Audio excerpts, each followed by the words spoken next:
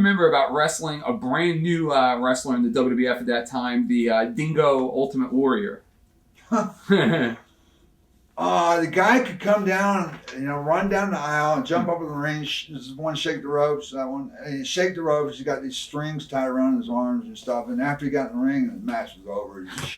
I mean, the guy just couldn't work. I mean, Hogan proved to me that Hogan could really work. I mean, Hogan knows how to work. When he carried the Ultimate Warrior for like I don't know, they had a pretty good match. Yeah. 30 minutes, 20 minutes, 30 minutes, but Hogan made him look good, but I was really surprised because I worked with the guy several times and there's no way. I mean, it was just, the guy didn't really, great bodybuilder. Sid said in his interview, because he worked with him a bit, he said that he was so crazy and off the wall that he thought he was being ribbed. They had to check with the office to see if he was being ribbed because he was so crazy. I know. I kind of watched all his, I watched all the matches, and Ultimate Warrior, he just didn't know how to do it. Yeah. Some people do, some people don't. I mean, he made a lot of money because he looked good, and that's the thing that pisses me off. It's because the guy looks good. I mean, the big nasties are gone. Yeah. In the business today, I believe. I mean, if you're having a good body and you look really good, then Vince is going to make a star out of you. Mm-hmm. And, back in the day when the Funks and Harley Races, I mean, they weren't bodybuilders. Yeah. They were workers, but they weren't bodybuilders. And you got Stan Hansen. Yeah. And he was, I hope you asked some questions about Stan. Absolutely. I got him in here. Stan was a great partner and taught me a lot in Japan. Mm-hmm. But that's all I had to say really about Ultimate Warrior. What do you remember about, because I think you were still with the company then, when Sheik and Duggan got busted for drugs and pulled over? Sheik and Duggan. Iron Sheik and Duggan, when they were feuding and then they got arrested together for a pot in the car and everything. I don't doubt it, but I really don't remember it. Oh, really? Yeah, you got that, the gimmick, brother. I really don't. Wow. I don't remember it. Okay. Why'd you wind up leaving WWF at that time? At that time? Mm-hmm. Because I really was let go. Oh, were you? Yeah. Back when me and Hellwig, Ultimate Warrior worked together a lot. Mm-hmm. Yeah, that's when Vince told me, it's not my fault that God, it's not your fault that God made you 6'6", blonde hair, 320 pounds, Wow. I mean, he came by me and Hogan talking one day, and we were kind of outside the dressing room, and he said, "You guys get away from each other." Well, Yeah. That was his money deal there, man. It was Hogan, and vice versa. I mean, sure. But why didn't he come out with a gimmick where this other blonde-headed guy, 6'6", 320 pounds, versus a guy from the same town? I mean, me and Hulk. I always had imagined me and Hulk working together. Yeah. It never happened. Several ideas stolen, but I won't get into that. But yeah, me and Hogan could have made a lot of money together. It seems like, looking back now, that it would have been a natural. Yeah. Yeah, it really would have. And George the Animal Steel and I had talked several times about it. I mean, George really thought that it was a good idea, and several other people did too, but for some reason it got squashed. Mm. Did you leave there on good terms with Vince? Yeah. Yeah. Yeah, I've always...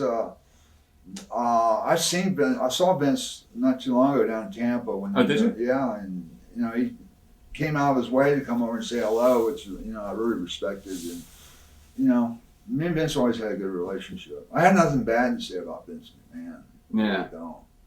You surprised at how jacked he still is at his age? I always knew that Vince was big. I mean, he's always kept it well hidden, but I just knew he was huge. I mean, he's got some big guns on him, especially for his age. Yeah. He's not that old, but he's up there in years. I mean, he looks good. Yeah. How'd you wind up in All Japan? Well, I was unemployed, and I was IRS something like $20,000. I Wow. mean, that was after I had hurt my neck, and I came back to work, and things just didn't work out. I mean, that's when I had that run with Ultimate Warrior, and it's just, and then the thing about me being 6'6", I mean, my days were numbered there. Yeah. And then I was unemployed. Vincent booked me for a long time, and I called Terry Funk and asked him to get me booked in Japan. And Terry is the one that, man, he saved me. I mean, I was down and out and everything. And I got the government all paid back up and worked for Giant Bob over there. And like, I stayed there 3 tours in a row. I did 3 months in a row. Wow. Over there. And that was a culture shock there. I mean, Yeah. went over there with a bunch of guys that had never been to Japan before. There wasn't one, what they call gaijin, as a foreigner in Japan, and there was no Americans. There was Jesse Barr, who went as one of the Funks or something. Jimmy Jack. Yeah, he's a goof. And the Rock and Roll Express. Okay. And the Sheik from Canada, this other Sheik. Okay. You know, he looks like a Sheik. I mean, this guy. He you know, he had experience there, but he wouldn't help anybody. There was nobody to show us around. And later on in the tour, you know, the third week, Stan came in. That's when I met Stan, and there was a few other Americans coming. Abdul the Butcher came in. And did you like Abby? Oh yeah, yeah. I like working with Abby and juicing every night. His curly-toed shoes, you know. Yeah. Boots. Did you like the change of style in Japan? I loved it. Did you? It fit me a lot better. It was none of the bull BS. I mean, it was strictly go out there and work as a wrestler. I mean, it took a lot of years on my career, probably. You think so? Yeah, it was a lot stiffer. I mean, as long as you didn't break the skin and didn't break any bones, it was okay. It was good. Yeah. It was real good. And yeah, it fit my style a lot better. I mean, and then me and Stan got together, and you know, I was a creative force there. I mean, you know, there's people to this day that still won't talk to me and Stan because we buried him, you know. But I was just following Stan. He was senior on the team, you know. So Gotcha. I had to do is what Stan said. Of course, I did all the jobs too, Stan. What are your memories of your matches on your first tour with Tenru? Oh, good question, man.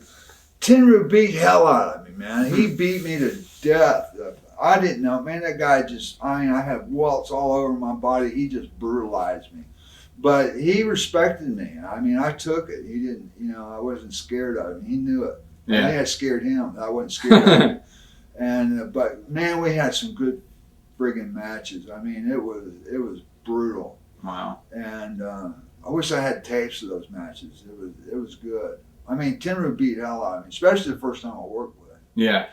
And I stole this move from Jake, the DDT, you know. Never been used in Japan before. Oh, wow. It got over wonderfully. I mean, it really got over good. And, you know, I get somebody set in and do the whoop-de-woo and bury him, you know. Yeah. And Tenru always bitched about it, said I hurt him, you know. But yeah, I really enjoyed working with Tenru. I mean, Tenru, I have to say, was probably I had my best matches with him. Really? Yeah. Watch thousands of exclusive shoot interviews right now on TitleMatchNetwork.com.